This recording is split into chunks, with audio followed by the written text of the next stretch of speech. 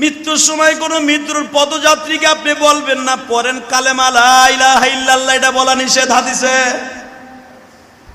কারণ ওই সময় কি বলতে হবে জানেন? তারে কিচ্ছু বলা যাবে না, শুধু আপনি তার কানে কানে কালেমা পড়তে থাকবেন, কিন্তু কখনো বলবেন না মা ভাই পড়ো লা ইলাহা ইল্লাল্লাহ, এটা বলা নিষেধ।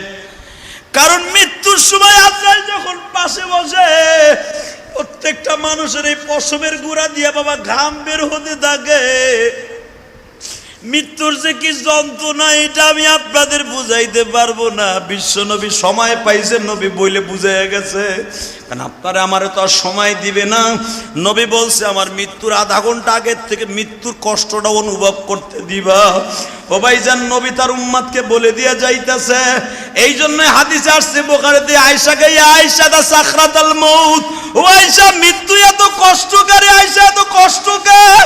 মা আয়েশা বলে আমি আমার নবীর এমন ভাবে কোনোদিন দেখি নাই এত কষ্ট পাইতে। নবীর আজরাইল সময় দিছে বিদায় বাবা বলে যাইতে পারছে। তোমার আমারে তো আর বলে যাওয়ার সময় থাকবে না। হয়তো মৃত্যুর সময় জবানটা বন্ধ থাকবে, তা না হলে মৃত্যুর সময় তোমার আমার অক্সিজেন লাগানো থাকবে, অথবা তোমার আমার পাশে ভালো কোনো মানুষ থাকবে না, অথবা অ্যাক্সিডেন্ট করে মারা যাব কোনো বন্ধু বান্ধব থাকবে না, অথবা বিমানে আমার মৃত্যু হবে কেউ আমারে দেখবে না। এই জন্য মনে রাখবেন সদা সর্বদাই প্রস্তুত থাকবেন। কারণ মালাকুল মওত কখন চলে আসবে, কখন কাজ স্টার্ট দিবে কেউ জানে না।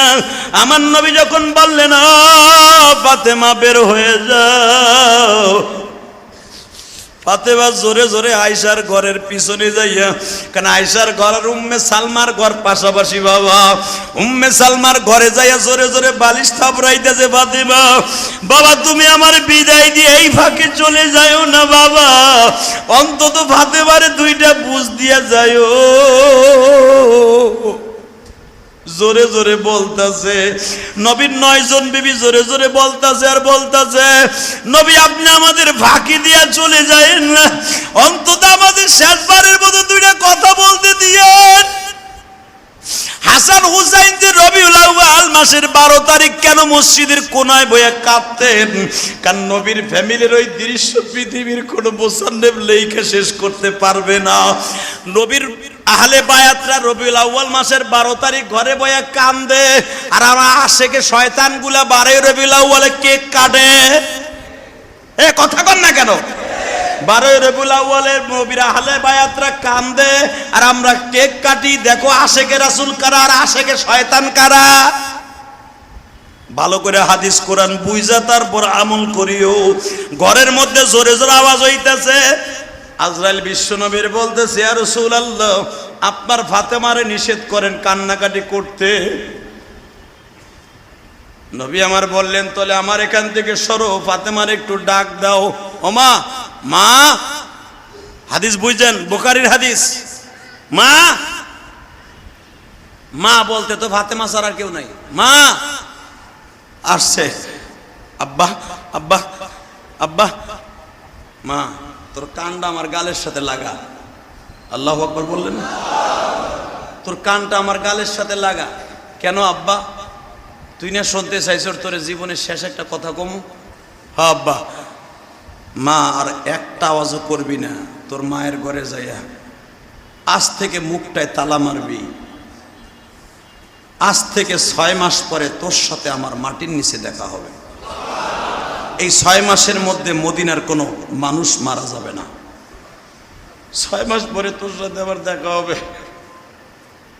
তোর কান্নায় জিবরাইল মাইন্ড করছে, আজরাইল মাইন্ড করছে, তোরে কাঁদতে না করে তুই কাঁদলে বলে আল্লাহর কলিজে আঘাত লাগতাছে। ফাতেমা আস্তে করে মুখটা চুপ করে বাবার কাছ থেকে বের হয়ে পিছনের রুমে চলে গেলেন। আজরাইলের কাজ আবার স্টার্ট হয়ে গেল বাবা। আজরাইল যখন বিশ্বনবীর বারবার বলতেছে নবীজি আজকে রবিউল আউয়াল মাসের 12 তারিখ আপনার মনে আসেনি, আজকে কিন্তু সোমবার গো নবী আপনার মনে আসেনি। আমার নবী বারবার বলে জিবরাইল রে আজরাইল রে আমার সবই মনে আছে। রবিউল আউয়ালে জন্ম নিয়েছি। জিবরাইল আমারে আজ থেকে আরো কয়েক বছর আগে বলছে আমার মৃত্যু তারিখও হবে সোমবারে। ও ও জিবরাইল, তোমার কথাই কি সত্য হয়ে গেল? কিন্তু জন্মের সময়টা হলো সবে সাদেক, মৃত্যু হইল আমার এমন একটা টাইমে যেই টাইমে নামাজ নাই। আজরাইল রে, একটা কথা আমার কাছে বলবানি, আমি নবী চলিয়া যাব মনে কোনো দুঃখ নাই, শুধু একটা দুঃখ লইয়া ঘুমাইতে যাইতেছি। নবী, আপনার মনে কোনো দুঃখ আল্লাহ রাইকা বিদায় নিতে দিবে না? বলেন দুঃখটা কি? যত কষ্ট আছে আমারে দিও, আমার গরিব উম্মতরে দিও না। হুজুর, আপনার উম্মতের সাথে আল্লাহর ওয়াদা হয়ে গেছে। আপনার উম্মত মায়ের স্তনের দুধ খাইয়া 6 মাসের বাচ্চা, দুধের স্তনের বোটা টানতে টানতে জিহ্বা দিয়ে যেমন কখন ঘুমায়া যায়, ওই বাচ্চাটা যেরকম ঠিক পায় না, আপনার উম্মতগুলা আশেকে রাসূলগুলি দুধ খাওয়া বাচ্চার মতো খাইতে খাইতে, কালেমা পড়তে পড়তে, নামাজ পড়তে পড়তে, আল্লাহর ইশকের আগুন দিয়ে কলিজা জ্বালাইতে জ্বালাইতে, আল্লাহকে ডাকতে ডাকতে, দুরূদ পড়তে পড়তে পড়তে পড়তে কখন জানটা বের হয়ে যাবে সে নিজেও ঠিক পাবে না। দুধ খাওয়া বাচ্চার মতো আপনার সন্তানগুলো, আপনার উম্মতগুলো মৃত্যু হয়ে যাবে।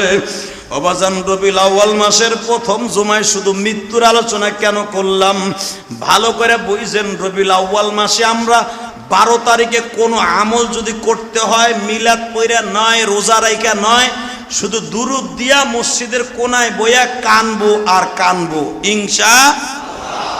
11 তারিখ থেকে কান্না শুরু করব, 12 তারিখ আসর পর্যন্ত দোয়া করব, দুরূদ পড়ব, আর কোনো ইবাদত করব না। কোনো মিলাদ মুলাদ করা কিছু দরকার নাই। হ্যাঁ, যদি করতে হয়, বিশ্বনবীর আলোচনা কোথায় হয়? মিলাদুন নবী মানে কি? বিশ্বনবীর জন্মবার্ষিকী, জন্ম থেকে নিয়ে মৃত্যু পর্যন্ত আলোচনা করার নাম হলো মিলাদুন নবী। যদি কোথাও হয়, ওয়াজ নসিহত হয়, সেখানে যাবেন ইনশাআল্লাহ। আমার ওয়াজ তো পড়ে গেছে ভাই অনেক দূরে, নাহলে তো কইতাম ঢাকার ভিতরে হলে কইতাম সব ওখানে যাবেন। 28 তারিখ আমার মাহফিল পড়ে গেছে অনেক দূরে, মানিকগঞ্জ, নাহলে কইতাম যে ভাই আপনারা ঢাকার ভিতরে, কইতাম ওইখানে যে আলোচনা শুনবেন, এটা সওয়াব হইব। হালাকে রবিউল আউয়ালের কোনো রোজাও নাই, নামাজও নাই, কিচ্ছু নাই।